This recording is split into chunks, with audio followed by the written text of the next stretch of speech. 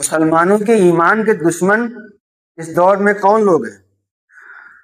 مسلمانوں کے ایمان کے دشمن ہمیں پنڈتوں یا غیر مسلموں سے اپنے ایمان کا خطرہ نہیں ہے، ہمیں اس دور کے جھوٹے عالموں سے اپنے ایمان کا خطرہ ہے۔ وہ اس لیے کہ ہم اپنے عالموں کی ہی بات مانتے ہیں، جو بھی وہ کہیں ہم ان پر آنکھ موچ کے بھروسہ کرتے ہیں، اور یہ جو جھوٹے علماء ہیں یہ خود ان کا قرآن پر ایمان نہیں، اس وجہ سے انہی لوگوں سے ہمیں اپنے ایمان کا خطرہ ہے۔ یہ ہم ہی سے کمائی کرتے ہیں، ہم سے پیسے لیتے ہیں اور ہم ہی کو گمراہ کرتے ہیں، آخرت میں ہمارا ہی ایمان ختم کرتے ہیں۔ اس پر حدیث سنیے، دیکھیے نبی کریم صلی اللہ تعالی علیہ وسلم کیا فرما رہے ہیں۔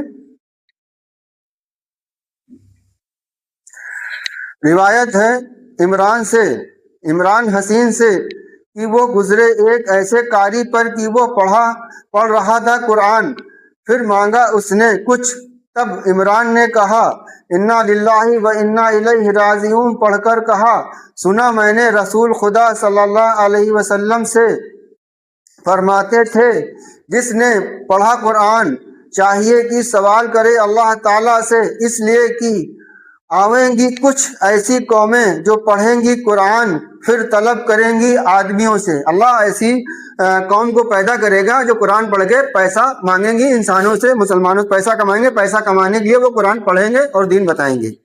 اب ان کا ایمان ہے قرآن پر یا نہیں ہے؟ سنیے آگے حدیث دوسری روایت ہے، حسیب سے کہا انہوں نے، فرمایا رسول خدا صلی اللہ علیہ وسلم نے، نہ لایا ایمان وہ شخص قرآن پر جس نے حلال جانا یا مرتکب ہوا اس کی حرام کی ہوئی چیزوں کا۔ مطلب نبی کریم صلی اللہ علیہ وسلم فرماتے ہیں کہ جو قرآن نے حرام کر دیا ہے ان چیزوں کو جس مسلمان نے حرام نہ مانا قرآن کی، وہ ایمان والا نہیں ہے، اس کا ایمان پر قرآن پر ایمان ہی نہیں ہے۔ اور قرآن میں اللہ نے بہت ساری آیتوں میں بتایا ہے کہ پیسہ کمانا قرآن سے حرام ہے، کہیں پر کافر بتایا ہے، کہیں پہ منکر بتایا ہے۔